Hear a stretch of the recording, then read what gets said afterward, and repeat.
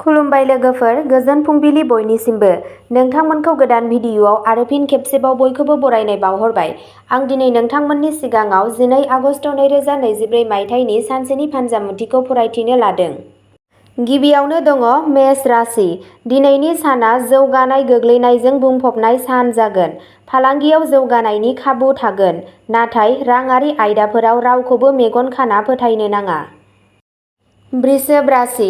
दिनैनि साना मोजां जागोन। आय बांहोनो थाखाय गोबां खाबुफोर थागोन। फालांगिया गोसारगोन। बाहागोआरि फालांगियाव मुलाम्फा जागोन। दिनै रावनोबो गोबां बिबाङाव रां दाहार दाहो।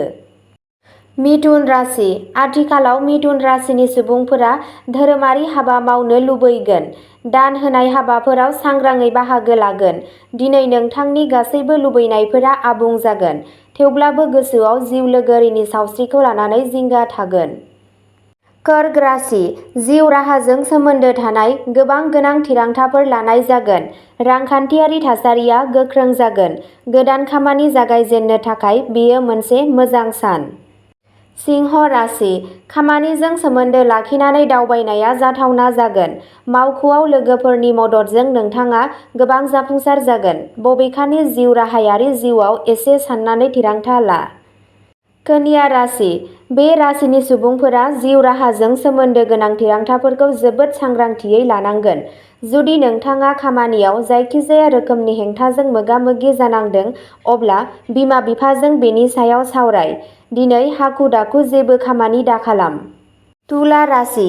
दिनै नोंथाङा खाफालनि आबुं मदद मोनगोन। गोजाम रां थिसननाया मोजां फिथाय होगोन। दिनै नोंथांनि गोबाव समनिफ्राय थाबथानानै थानाय खामानिया जाफुंसारगोन। फालांगिया गोसारगोन। वृश्चिक राशि। नोंथाङा बाहागिफोरनिफ्राय मोजां खौरां मोनगोन। गोनांथार हाबाजों सोमोन्दो लाखिनानै दावबायनाया जाथावना जागोन। हाबा जायै सुबुंफोरनि जिउआव सासे गोसो बोनो हानाय सुबुंनि हाबनाय थागोन। धनु राशि। दिनै नोंथांनि खामानियाव मोजां सोलायनाय फैगोन। जिउ राहा जौगानायनि थाखाय गोबां सनानि खाबुफोर थागोन।